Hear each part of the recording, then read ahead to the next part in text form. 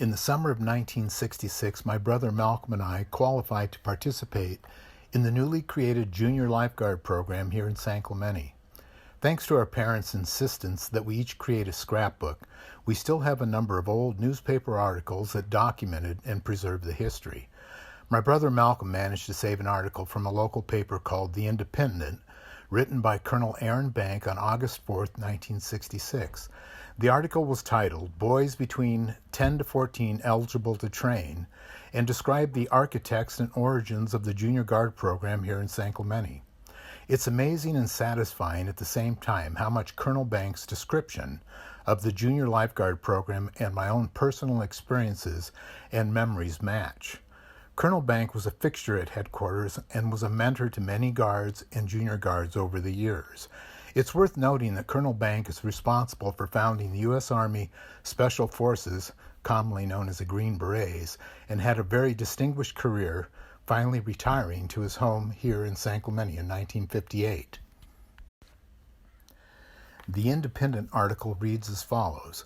Under the direction of Chief Dick Hazard, the San Clemente Life Saving Department is conducting intensive courses on ocean aquatics for San Clemente's finest and most famous playground, the beach.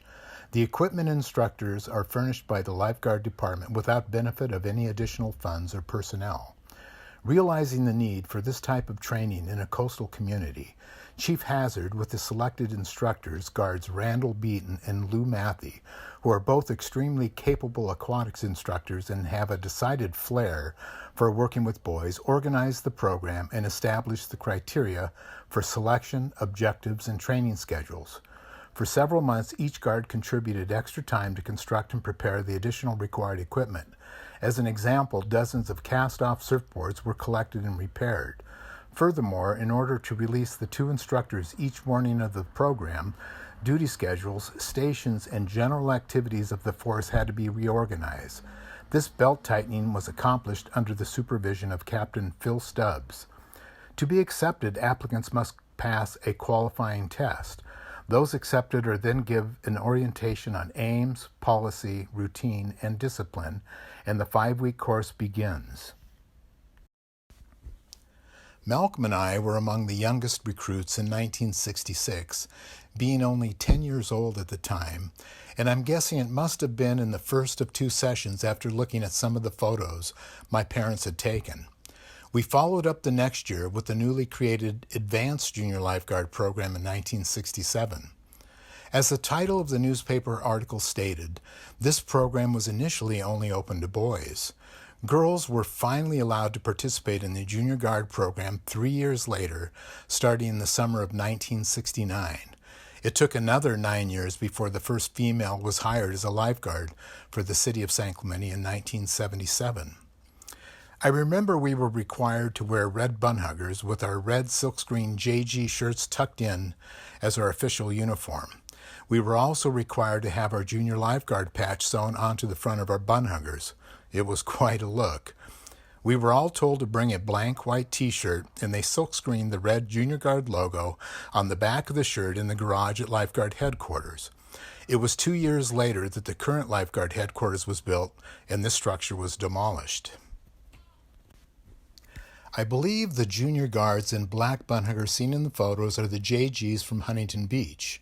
After a little research, it appears that Huntington Beach started its program 2 years earlier in 1964, and I am sure helped influence San Clemente's program. It appears from the photos they must have come down to San Clemente to compete, and we, in turn, traveled to Huntington Beach to compete as well, as seen in some of the 35mm slides my parents captured in 1966 and 1967. It was during our JG trip to Huntington Beach in the summer of 1967 that we got a chance to meet the legendary waterman Duke Kahanamoku, who traveled to the mainland for the U.S. Open of Surfing. This is a memory Malcolm and I have never forgotten, and I picture it like it was yesterday. I was reminded after looking at one of the images that back in the day, a pier swim was just that. We started on the south side and finished on the north side of the pier. You were constantly looking for fishermen's lines to avoid being hooked. In addition to the athletic competitions, including rough water swims and run, swim, runs, we competed using marching commands and attempted some intricate wheels and turns. It must have looked like a Monty Python episode at times. My funniest memory was standing at attention during training in the hot sun and learning why you don't lock your knees while at attention. I passed out face first in the sand, still at attention, they tell me. Back in the mid-60s, the kelp beds were plentiful and could be reached by swimming from the end of the pier. I do remember skin diving and snorkeling the kelp beds just south of the pier with other JGs one particularly clear summer day. Definitely one of the things I most remember is trying to learn to surf. With a little training, they had us put on an orange-colored bell helmet before hitting the water to paddle out at the pier on our uniform opaque royal blue longboards ranging from 9 feet to about 9'6" in length. It took all of my strength to get it to the water. In one of the black and white Polaroid photos below, it looks like Malcolm and I just finished a surf lesson and are standing in front of headquarters sporting our recently adopted safety gear. I remember it feeling like I had a sea anchor on my head when trying to dive under the whitewater. There have been thousands of kids that have since gotten their first surfing lessons with the junior lifeguards. The boards may have changed, but the experience and thrill hasn't. It was about the same time that they also began requiring dory racers as well as surfers to wear these helmets during competitions, such as the annual dory races in San Clemente each summer or the U.S. Open of Surfing in Huntington Beach. I was told by some of the older, senior lifeguards that the then acting captain of the San Clemente Lifeguard Department, Phil Stubbs, was friends with motorcycle great Malcolm Smith, and he had some sort of connection with the Bell Helmet Company. After looking through my scrapbook, I found my first aid card from the American National Red Cross junior course we completed during the program. I remember first aid being a big part of our instruction. We also spent a great deal of time learning how to recognize water hazards like riptides, how to handle larger surf and rescue techniques, including the use of the aluminum rescue can and buoy. I would often tell people that at age 10, my junior guard training reminded me of what military training must be like: the marching, inspections, calisthenics, the medical training, ocean rescue techniques, competition, and working as a team.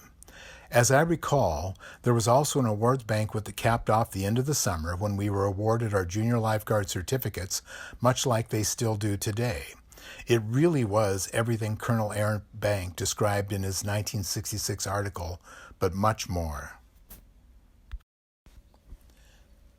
Like many former junior guards, this training was to become a stepping stone and inspiration for many local youths to set their sights and begin training to become an actual lifeguard for the city of San Clemente.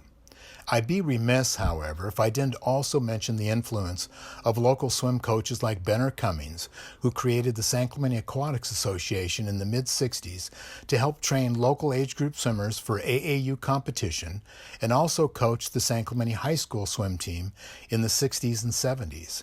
Many future San Clemente lifeguards can be seen in the San Clemente Aquatics Association team photo, including San Clemente's first female lifeguard, Sandy Gross, who was hired in 1977. 25 contestants braved 62-degree water Saturday morning to compete in the San Clemente AAU half-mile ocean swim. Coach Benner Cummings, meet director, said that many intended competitors dropped out when they discovered the water had dropped 10 degrees in temperature in 3 days to a chilly 62. Cold water, no kidding. That was 54 years ago, but I still vividly remember that swim. It was the first of many rough water swims that Malcolm and I competed in up and down the coast. And yes, I do remember some competitors dropped out because of the cold water. Having grown up and spending most of my childhood swimming in the ocean, it didn't seem so bad to me at the time. Just the same, having no fat on my wiry 10-year-old body at the time, I couldn't feel my fingers or toes when I finished the race. Many locals can also thank Benner Cummings for his coaching and encouragement to compete in rough water swims and later to train to become a lifeguard for the city of San Clemente. Almost all of the younger contestants in the Sun Post photo of the event were later to become lifeguards like my brother Malcolm and I did. I was fortunate to get an original 8x10 print of the event similar to the Sun Post photo from the father of 3 age group gold medal winners that day, City Patriarch Jack Lashbrook. All 3 of his sons, Steve, Jeff, and Mickey, went on to become San Clemente lifeguards and usually finished on top or close to it in the annual requalification pier swims each guard was required to compete every year before he or she could begin work that summer. I know that local swim clubs are still providing the same opportunity for hopeful junior guard and lifeguards today. From its humble beginnings in 1966, the San Clemente Lifeguard and Junior Lifeguard program has steadily grown along with our city over the years and has now expanded to provide opportunities today for about 800 local boys and girls from the ages of 9 to 17 each summer. It's pretty amazing to think that the Lifeguard Department's stated mission and goals for current junior guards are almost exactly the same as those developed more than a half-century ago. The San Clemente Lifeguard and Junior Guard Foundation was created to aid the San Clemente Lifeguard Department in its efforts to provide this opportunity for future youths to experience the same things we were so lucky to have had when we were kids. I'm sure there are many of you out there that can relate to my own personal experiences as a kid growing up in our little beach town. If you are also interested and would like to help continue this tradition for local youths, please consider donating to the foundation. Your donations are used to provide supplies and scholarships for the San Clemente Junior Lifeguards and to support the San Clemente Lifeguard Department with this very important educational opportunity.